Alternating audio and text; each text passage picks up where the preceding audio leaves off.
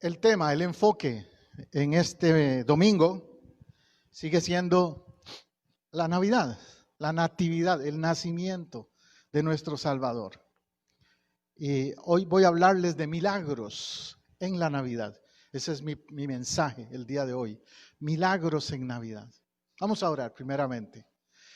Venimos a ti, Señor, disponiendo nuestro corazón, dejándonos ser recipientes de la palabra que tú tienes para ser derramada en nosotros. Permite que una vez más fluya, dé fruto, transforme, toque en nuestro ser interior, produzca vida, Señor. Ese es el sentir. Mira a cada persona que está escuchando, viendo, también en otro momento, para que la palabra tuya llegue donde estén, ahora mismo. Yo me escondo detrás de la cruz para que tú brilles y seas exaltado, Señor. Amén y amén. Milagros, milagros. Usted sabe que todo ser humano sabe sus limitaciones. Todo ser humano dice, hay cosas que yo puedo hacer, pero hay cosas que se salen de mi control, de lo que yo puedo hacer. Y tengo que depender de Dios solamente. Ahí es donde entra el concepto del milagro, cuando reconocemos nuestras limitaciones. Y en la época de Navidad tal vez es una época en la que también se dan situaciones en las que uno tiene que rendirse a Dios y decirle, Señor, dependo de ti. Pues había en la Biblia una historia, o hay una historia, de una pareja que tuvo que aprender a depender de Dios y esperar un milagro en ellos. Puede buscar en el libro de Lucas, el capítulo 1, esta historia. De hecho, este mes he estado haciendo un reto de leer el libro de Lucas. Algunos de ustedes sé que lo están haciendo, capítulo por capítulo, un capítulo por día, porque tiene pues 24 capítulos y va a llegar entonces al día 24 de diciembre y usted va a haber leído el libro de Lucas. Pero mi tema hoy tiene que ver con el capítulo 1, Lucas 1, versículo 5. Dice así: en los días de Herodes, rey de Judá, había un sacerdote llamado Zacarías, de la clase de Abías, cuya esposa Elizabeth era descendiente de Aarón. Note eso, la esposa era descendiente de Aarón. ¿Y quién era Aarón? El sacerdote, hermano de Moisés. Ambos eran íntegros delante de Dios. ¿Cómo eran ellos? Íntegros delante de Dios. Y obedecían de manera irreprensible todos los mandamientos y ordenanzas del Señor. Bueno, si ellos eran así, alguien diría, esa clase de gente tiene que tener el favor de Dios siempre. Y no, seguro no tienen problemas, seguro todo está bien. No hay dificultades en la vida de ellos, porque son gente íntegros, irreprensibles, guardan las ordenanzas. Pero con todo y eso, no todo era perfecto en la vida de esta pareja. Dice el verso 7, pero no tenían hijos, no tenían hijos. Y mire, uno a veces dice, hay gente por ahí, millonarios, ricos, con mucho dinero y tienen de todo, lujos, etcétera, pero tal vez ella o él son estériles. Y eso para una pareja es muy duro. Dicen, ¿para qué quiero la plata, los millones, el dinero, si no puedo tener algo tan existencial, tan especial para la vida de un ser humano, como poder ser padre o madre, tener un hijo? No tenían hijos, porque Elizabeth era estéril. Y agréguele a eso, los dos eran muy ancianos, que pues biológicamente o médicamente se dice que ya después de los 40, para una mujer es difícil tener hijos, o más de 50 para arriba, menos. Entonces había un obstáculo, la edad y el de la esterilidad. Mi esposa y yo hemos conocido a través de los años de ser pastores, parejas con esta lucha de la esterilidad. Tenemos familiares que han batallado con eso y hemos orado por ellos Y en algunos casos, no digo que en todos, pero en algunos casos, a su tiempo, cuando menos lo esperaban, Dios dio la respuesta y tuvieron un hijo. Vino esa bendición. Hay otros casos que siguen esperando. Dios es soberano. Dios sabe cuándo y por qué y cómo. ¿Cierto? Porque en el caso de esta pareja, no era porque ellos estaban en pecado. Porque algunas personas pensarán eso, algo hicieron malo. Están en pecado. A veces juzgamos así. Cuando pasa algo en la vida de alguien, esa es a veces la actitud no correcta de decir, se lo han buscado. Castigo de Dios. No, no era eso. Ellos eran, como dice aquí el texto, íntegros delante de Dios. Lo que pasa es que Dios quería también que ellos aprendieran a depender de Él. Los milagros suceden cuando dejamos de ver o de pensar que yo todo lo puedo hacer. Y reconocemos que solo la mano de Dios puede obrar en esa circunstancia. Bueno, este hombre, de la pareja que hablamos hoy, Elizabeth y Zacarías, además de eso era un hombre metido en las cosas de Dios. Era sacerdote, era un hombre de iglesia, era un hombre de fe. Oficiaba como sacerdote delante de Dios. Y en un momento le tocaba el turno a su grupo. Recuerde que el templo en Israel, en Jerusalén, estaba 24/7. Siempre estaban con holocaustos, con sacrificios. Entonces ahí el sacerdote tenía turnos. No era un solo sacerdote, habían grupos. Le tocó en suerte entrar en el santuario del Señor para ofrecer incienso conforme a la costumbre del sacerdocio. Ahí habla de un detalle, las labores, las funciones de un sacerdote judío, porque estamos hablando de un sacerdote judío.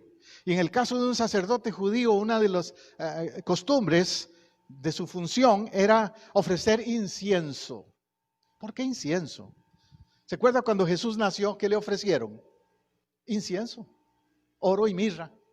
El incienso representa adoración, representa oración, representa lo que significa ir a la presencia de Dios.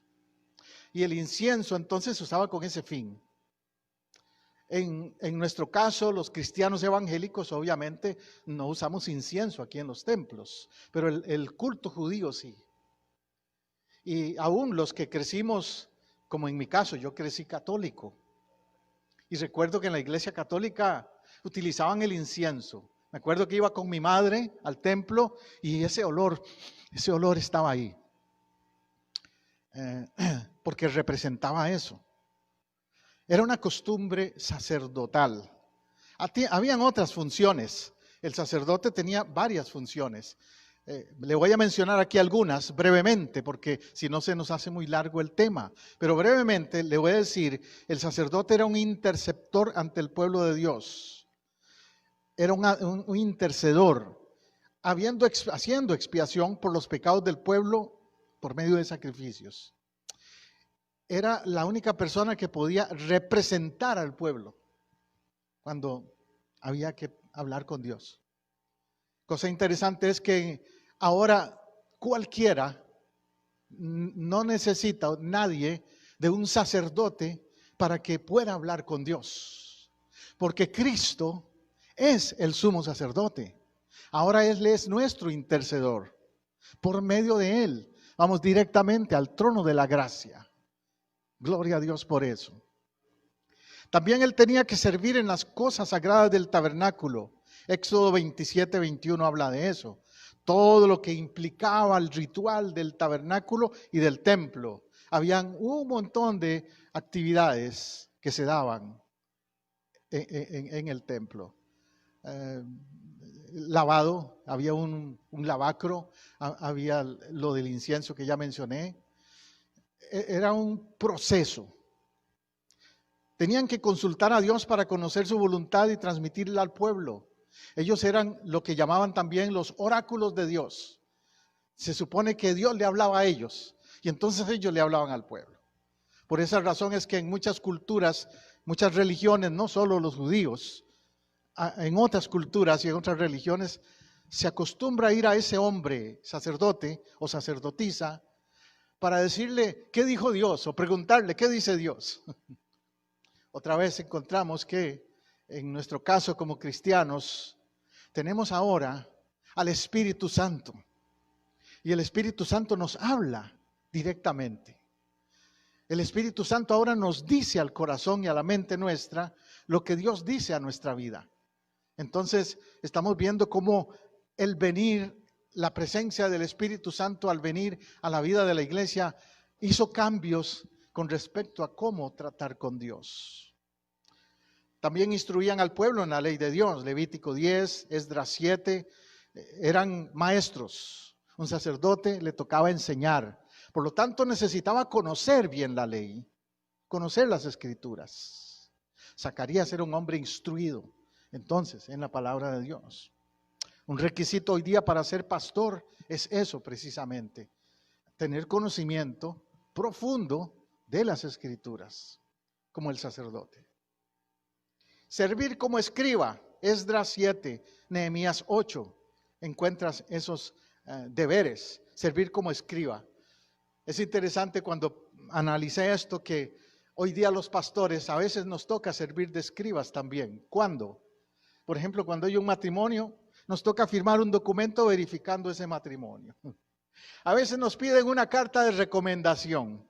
Pastor, tengo que ir a la corte, ¿me podría hacer una carta para que me ayude en la corte con un proceso que tengo ahí? Sí, le hacemos la carta.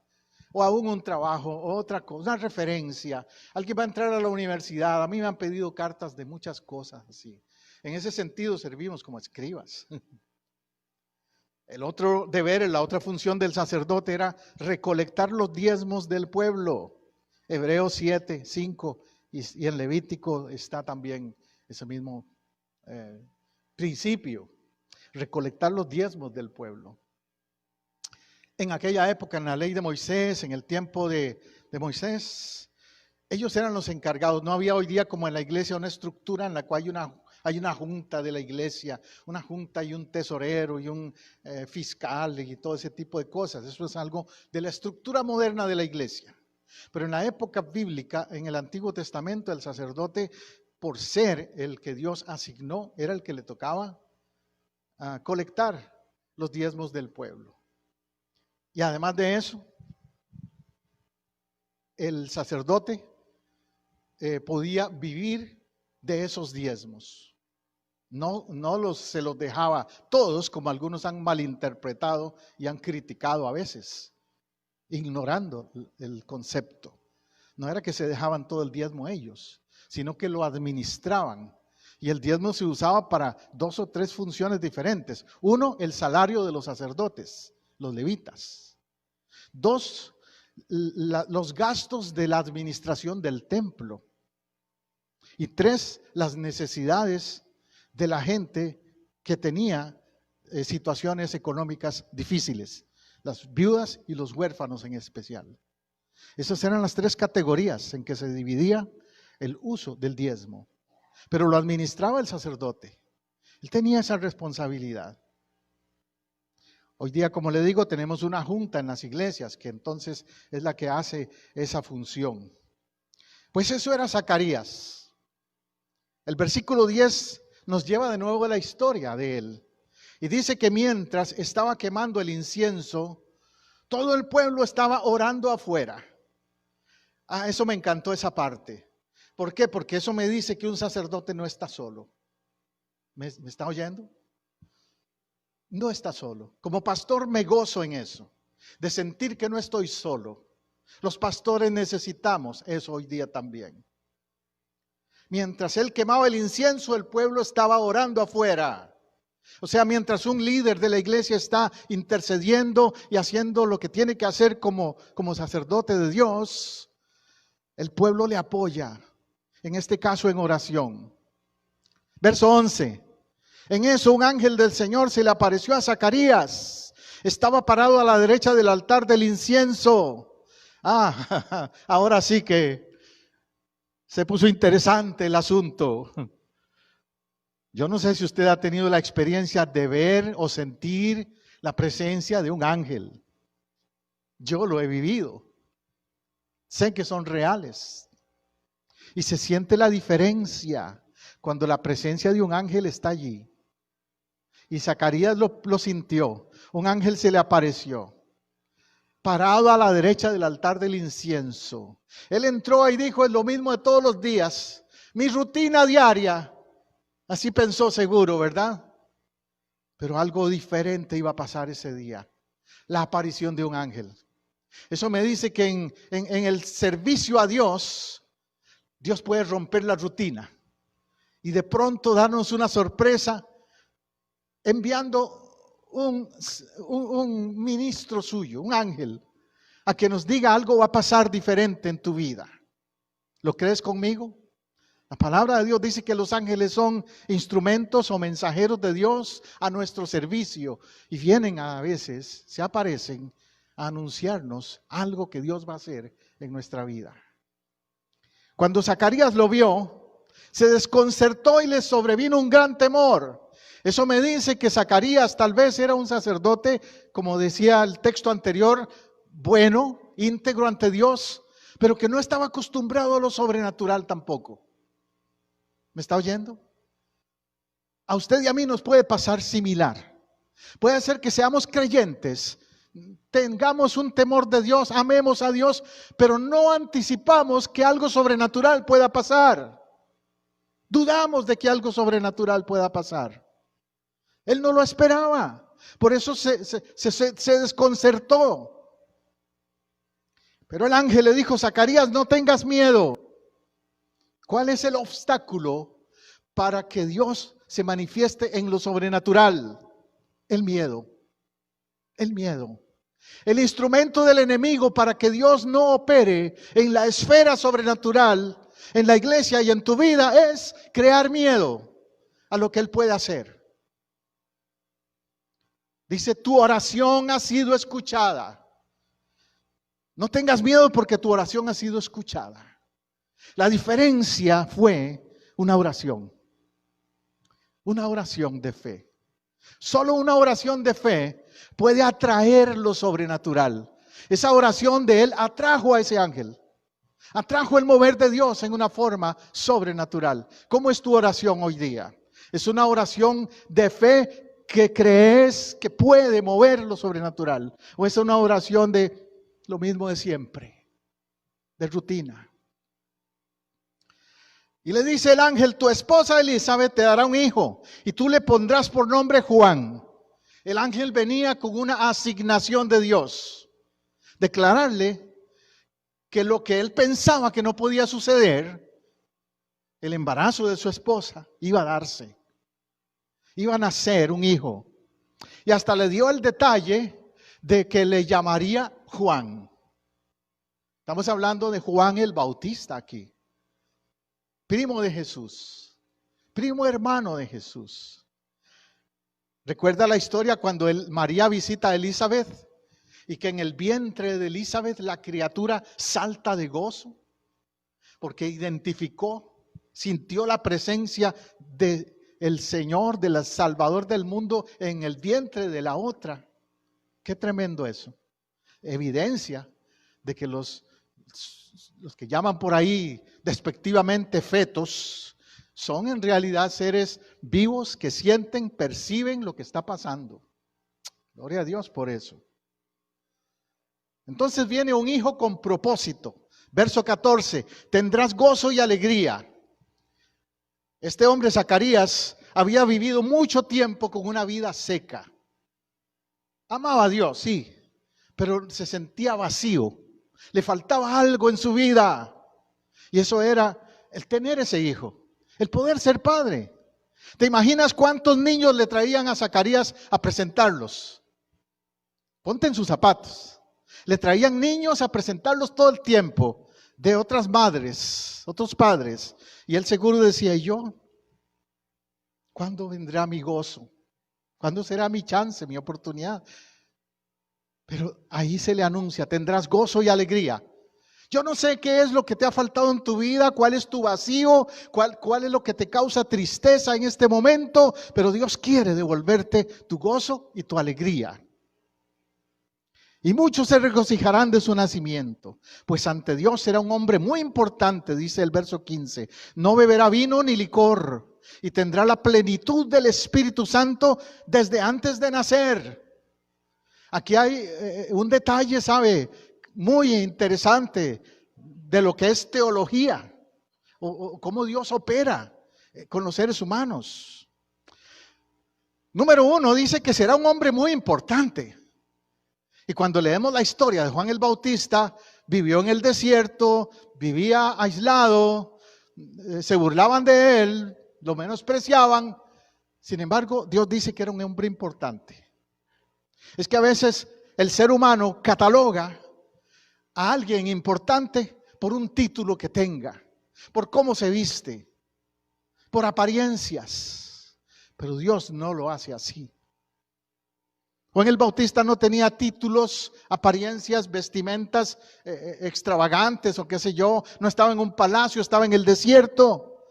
Pero una vez Jesús dijo, de los nacidos de mujer, no hay nadie más grande que Juan el Bautista.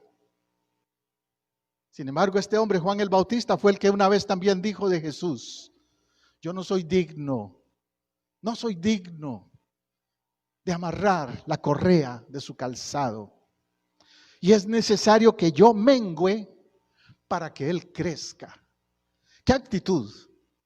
¿Qué testimonio? Yo te puedo decir una cosa, de los hombres que la Biblia menciona que yo más admiro después de Jesús, es Juan el Bautista.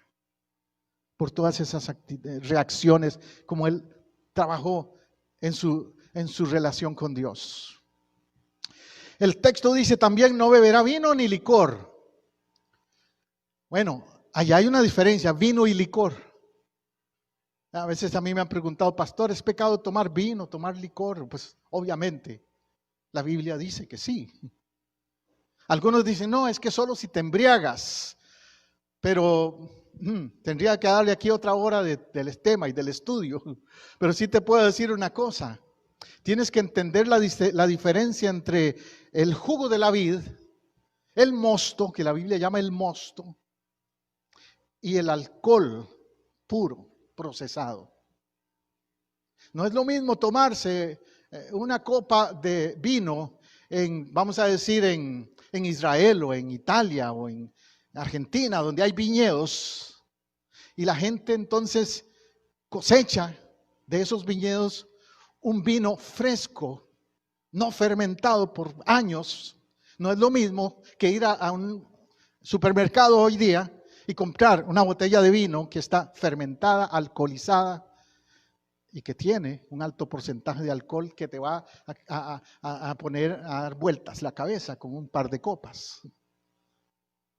Bueno, Juan el Bautista no podía tomar vino ni licor, mucho menos. Ahora, ¿por qué?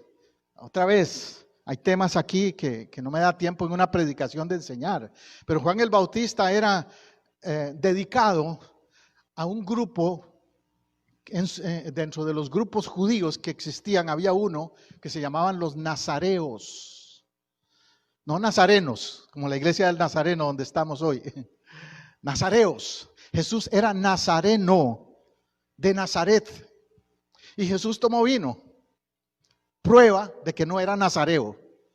Si fuera nazareo no hubiera tomado vino, no hubiera convertido el agua en vino.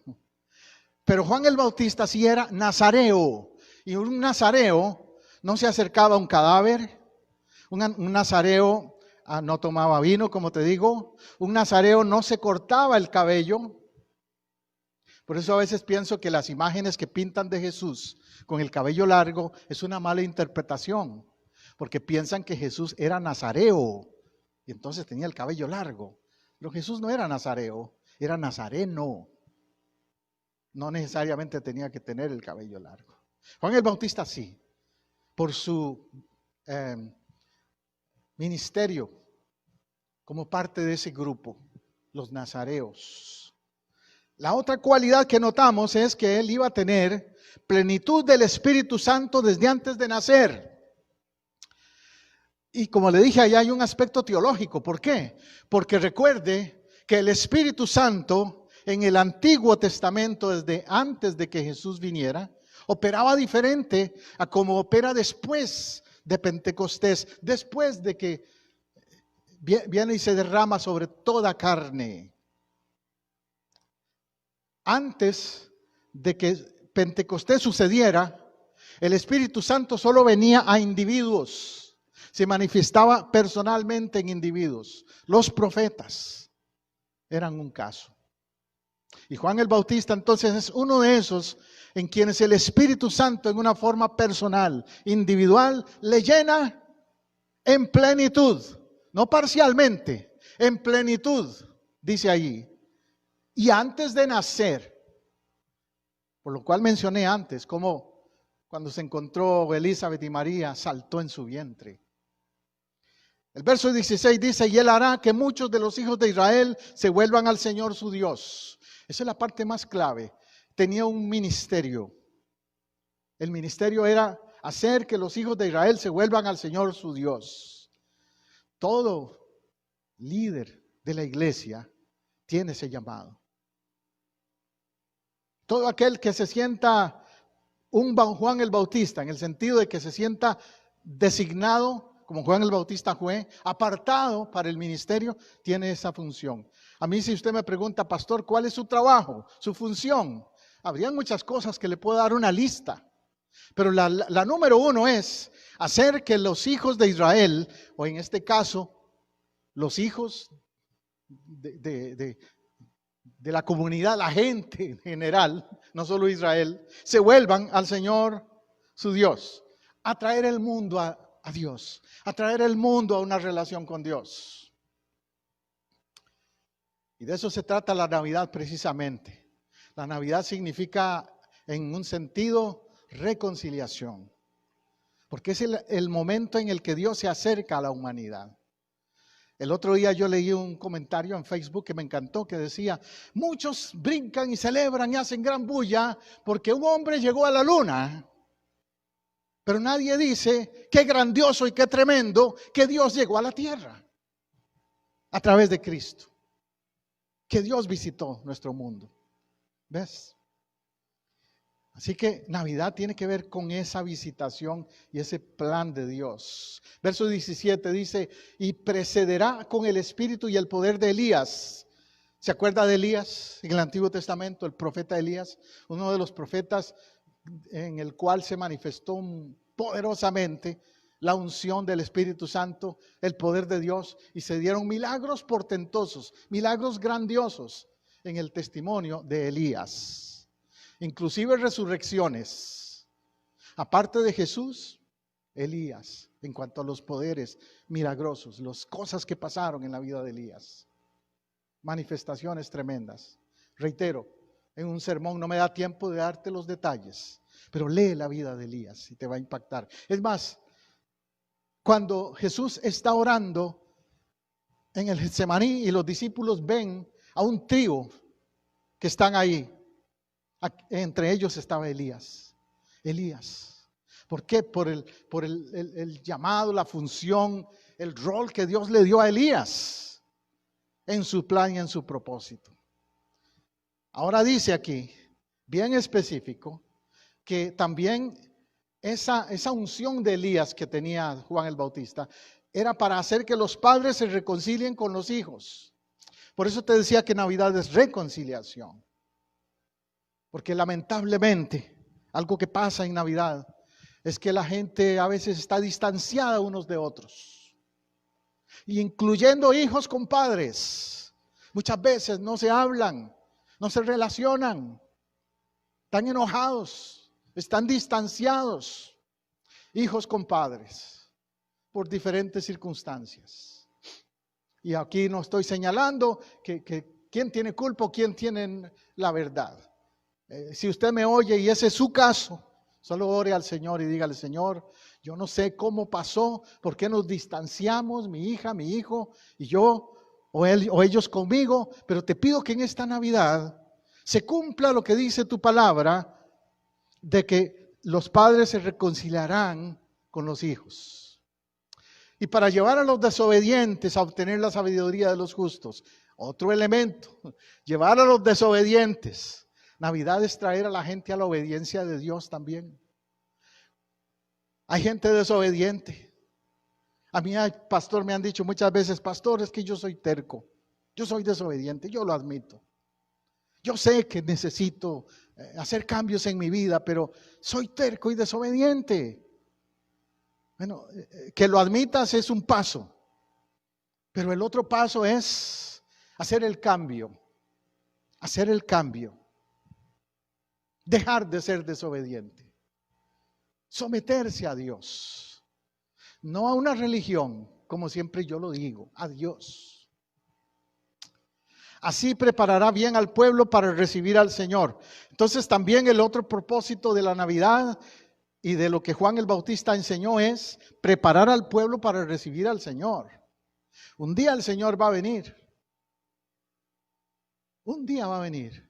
No sabemos el día y la hora, pero va a venir. ¿Lo esperas? ¿Estás preparada? ¿Estás preparado? La Navidad nos recuerda eso, que así como vino físicamente un día y nació en Belén, un día va a volver.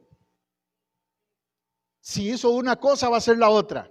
Si cumplió la primera parte, nacer y estar entre nosotros, va a cumplir la otra parte, regresar y ser el Mesías para todo el mundo. ¿Lo crees conmigo?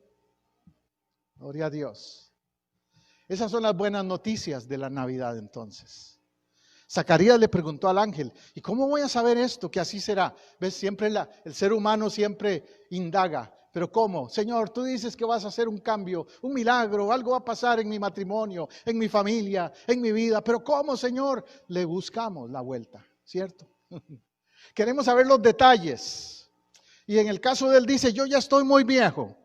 Obstáculo, estoy muy viejo. Yo encuentro que en la Biblia todos los hombres que fueron usados por Dios fueron hombres que tenían barreras o mujeres que tenían obstáculos muy difíciles de superar en lo humano, pero que Dios lo hizo con todo y eso. Yo estoy muy viejo, mi esposa es de edad avanzada, póngale usted el obstáculo suyo. Moisés le dijo un día a Dios, yo soy torpe para hablar. No te preocupes, te pongo a Aarón y Aarón va a ser tu traductor. ¿Ves? Yo recuerdo cuando iba a entrar al seminario a estudiar teología por primera vez, y venía aquí a Estados Unidos a estudiar, y yo decía, Señor, pero yo no sé inglés suficiente, no voy a poder. Y me acordé del pasaje que el Señor dice, cuando vayan a hablar, no se preocupen qué van a hablar, yo les diré lo que tienen que decir. Y siempre lo ha hecho, siempre lo hizo. El ángel le respondió, yo soy Gabriel y estoy en la presencia de Dios. Wow, estas son mis credenciales. ¿Qué clase de credenciales le presenta? Soy Gabriel, ¿has oído de mí? Soy arcángel, no un ángel, arcángel, del más alto rango en el cielo. Estoy en la presencia de Dios. Eso quiere decir eso exactamente, que Gabriel era de los ángeles que estaban directamente al lado de Dios. Porque hay lo que se llama subalternos, ¿verdad? Como en un ejército. Están los soldados rasos, pero están los sargentos, los tenientes, los capitanes, los coroneles, los generales. Y así era Gabriel. Y dice, he sido enviado a hablar contigo para comunicarte estas buenas noticias. Dios no envía a cualquier ángel, envía a Gabriel, al arcángel. Eso le hace sentir, yo creo, a Zacarías, cómo Dios lo veía a él. Zacarías había vivido pensando, ¿quién soy yo? Un sacerdote entre tantos que hay aquí en el templo. Uno más. Tal vez no se sentía valorizado, pero ahora se da cuenta de que para Dios él era muy importante, puesto que envía a un arcángel a hablarle un mensaje, a decirle buenas noticias. Y yo quiero decirte en este día también que tú eres importante para Dios. Que tal vez a través de mi boca hoy te está diciendo buenas noticias y no te habías dado cuenta. Pero aún de otros medios, otras maneras, Dios te puede revelar que Él está contigo, que eres importante para Él y que Él tiene un mensaje para ti. Un mensaje que tú habías estado esperando la respuesta por mucho tiempo y ahora Dios te va a decir la respuesta. ¿Ves? ¿Cuál es el requisito? Creer, creer, creer. Jesús siempre le preguntaba a los que Él les predicaba, ¿crees que yo puedo hacer esto? Si crees, verás la gloria de Dios. En otros momentos dice que a una ciudad no entró por la incredulidad de ellos. ¿Ven la importancia de creer? En el verso 20 dice, pero como no has creído mis palabras, recuerde, Zacarías era un hombre íntegro, dedicado a Dios, pero no había creído al nivel que Dios quería que él creyera. Porque hay gente que dice, sí, yo creo, pero es un creo muy flojo. Mi pregunta es, ¿qué es lo que Dios espera de nosotros cuando nos dice crees? Cuando Dios nos dice que si creemos, es un creer radical. Es un creer sin límites. Es un creer sin poner obstáculos o excusas. Es un creer absoluto, ciego en el sentido de que no dudo de que Dios lo puede hacer. Dice, no habías creído mis palabras, las cuales se cumplirán a su debido tiempo. Note eso también. Tal vez es que Zacarías decía, es que yo oré ayer y hoy no pasó nada. Es que no era el tiempo. ¿No te ha pasado eso? Yo he oído eso de mucha gente, pastor, es que ya yo oré, pero no pasó. Bueno, es que no era el tiempo. Todo pasará a su debido tiempo, en el kairos de Dios. Y entonces, como consecuencia de su incredulidad, le dice, ahora vas a quedarte mudo y no podrás hablar hasta el día en que esto suceda. Wow, qué cosa, ¿no? Qué tremenda disciplina. Quedarse mudo. Póngase a pensar, él era un sacerdote. Su trabajo era hablar, predicar. Es como que si a mí me pasara eso, ¿qué hago yo? Si yo soy un predicador y un profesor, necesito hablar. Si me quedara mudo, estoy en problemas. Pues así, seguro se sintió Zacarías. ¿Ahora qué hago? ¿Cómo voy a? Tenía que estarle pidiendo ayuda a otros. Ok, yo prendo el incienso, pero tú lee la escritura porque yo no puedo hablar. Qué incómodo se debe haber sentido. Bueno, verso 21. Todavía el pueblo estaba esperando a que saliera Zacarías.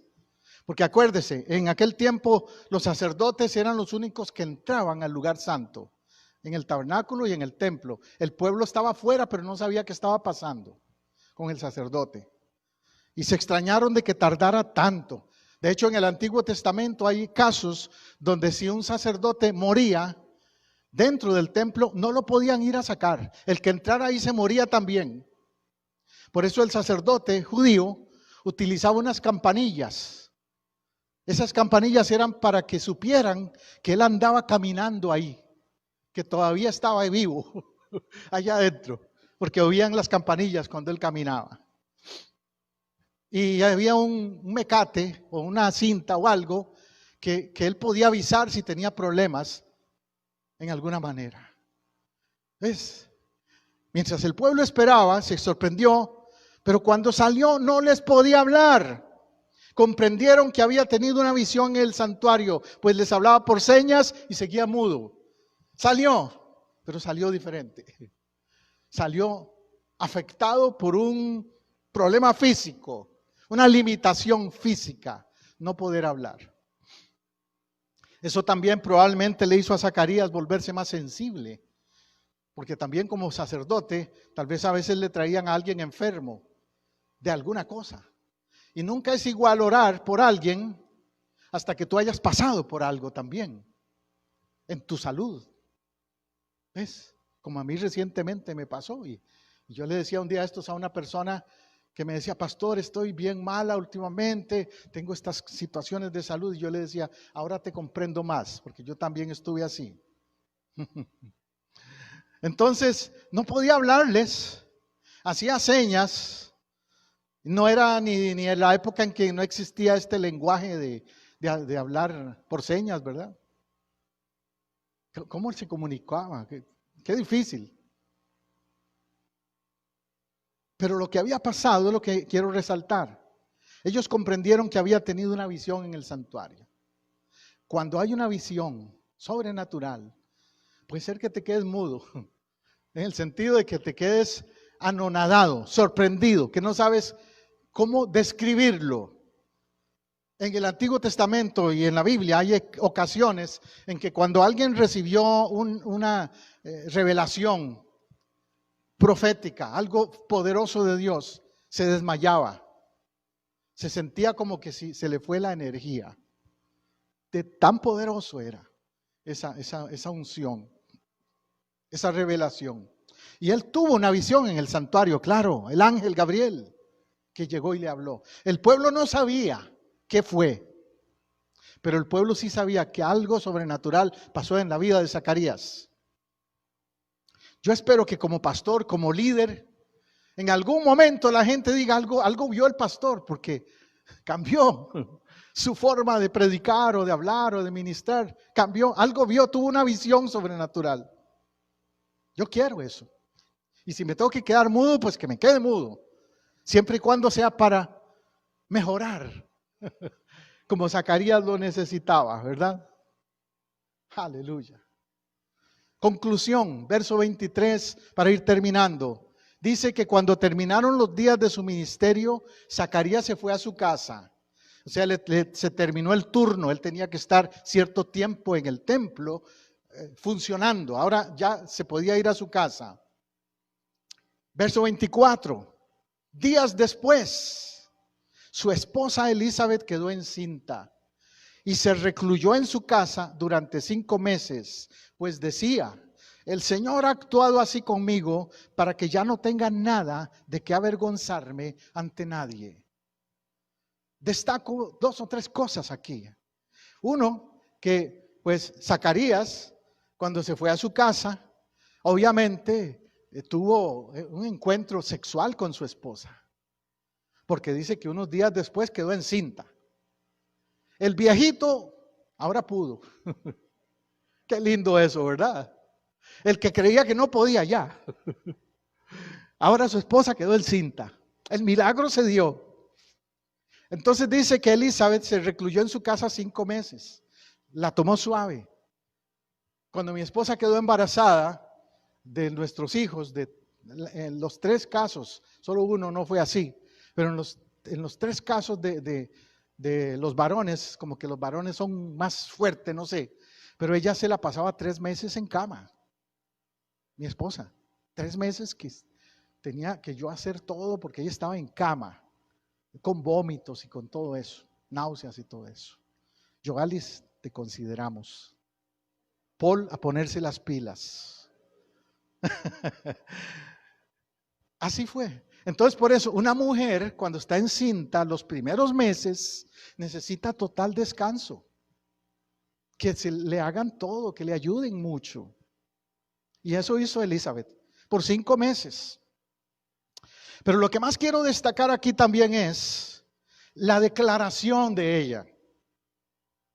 El Señor ha actuado así conmigo, lo tomó personal. Ahora no dice Zacarías, conmigo. Dios trata personalmente con cada uno. Y también he hablado mucho de Zacarías, pero no de ella. Ella también había estado sufriendo todo ese tiempo de no poder tener un hijo.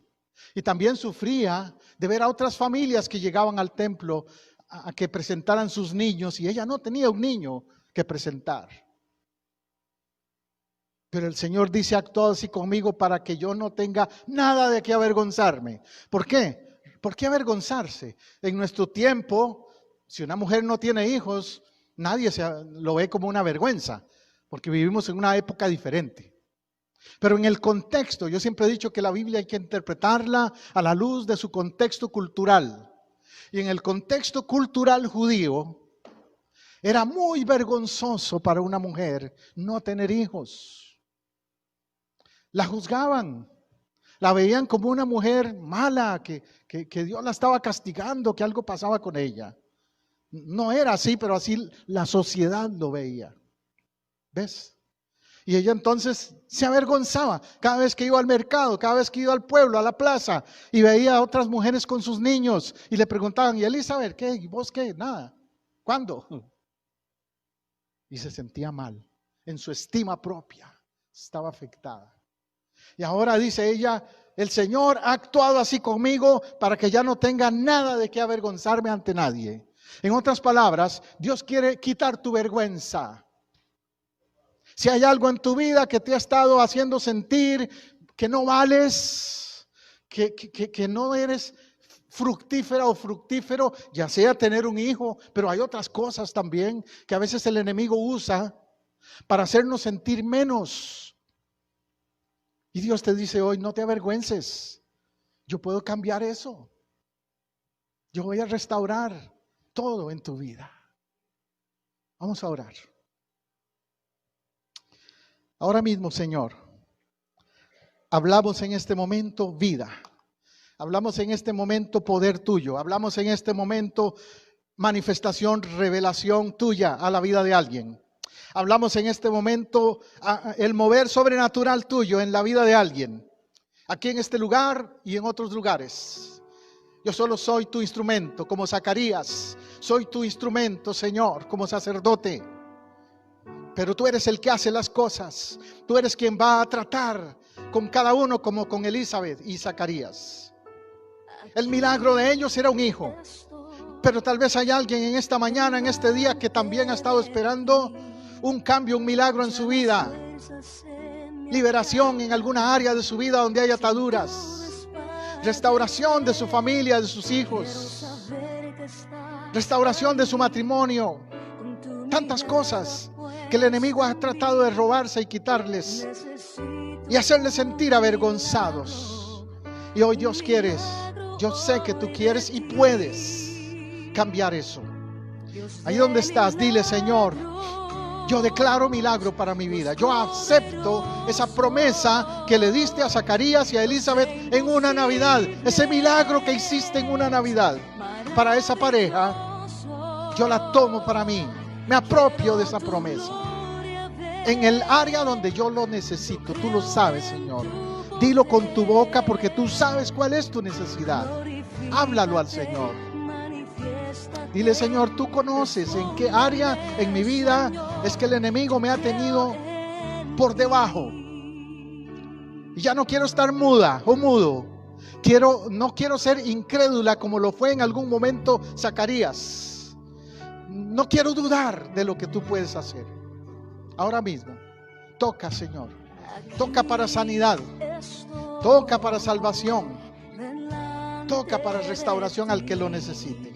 Si es usted que está aquí en el templo, ahí con sus ojos cerrados, levante su mano y dile: Señor, yo lo acepto. Ese poder tuyo fluye en mí ahora. Ese poder que tenía Juan el Bautista, esa unción del Espíritu Santo está activa para mí hoy también. Ese milagro es real. Yo lo creo. Si me estás viendo en otro lugar o oyendo en otro momento, igual. Cierra tus ojos si puedes, levanta tu mano como señal de acercamiento al cielo y dile: Señor, yo apropio esa promesa que le diste a Zacarías y a Elizabeth, de que lo sobrenatural, el milagro, puede ser para mí hoy también. Glorifícate, Señor. Manifiéstate, Señor. Hazlo una vez más. Yo creo, dile, Señor, yo creo. Di con tus labios: yo creo en ti. Yo creo en el Dios de Juan, el Dios de Elizabeth, el Dios de Zacarías. Yo creo en ti. Yo creo en tu manifestación hoy, aquí, en este momento. Dios poderoso, lo acepto, lo creo, lo declaro. Ten fe en el nombre de Jesús, el Jesús de la Navidad, el Jesús que actúa porque es el mismo ayer, hoy y por los siglos. Oh, te doy gracias, Señor. Gracias, Señor. Ahora solo dile eso. Gracias. Gracias. Tú te glorificarás en mi situación. Gracias, Señor. Dios de milagros. Dios de milagros. Dios poderoso. En cualquier circunstancia, tú lo eres, Señor. Tú lo eres. Maravilloso. Te exaltamos. Gloria, gloria, gloria. Quiero tu gloria ver, como la vio Zacarías, también nosotros. Glorifícate, manifiéstate. Oh sí, Señor, responde al clamor de un corazón que cree ahora mismo. Yo creo, sí, Señor. Amén y amén. Dale a Él un aplauso de victoria, de testimonio. Siempre me gusta preguntar precisamente eso. Si usted me ha visto en las redes sociales hoy, soy el pastor José Abdiel Matamoros de la Iglesia Casa del Rey, Apopka, Florida. Y le invitamos a estar con nosotros todos los domingos aquí, en el 750 Sur Roger Williams Road, 10:30 de la mañana. Véngase cada domingo, únase, súmese a esta iglesia. Y anóteme, escríbame ahí en los comentarios cómo este mensaje ayudó a su vida espiritual. Déjeme saber cuál es el milagro que usted necesita y seguiré orando por usted. Dios le bendiga.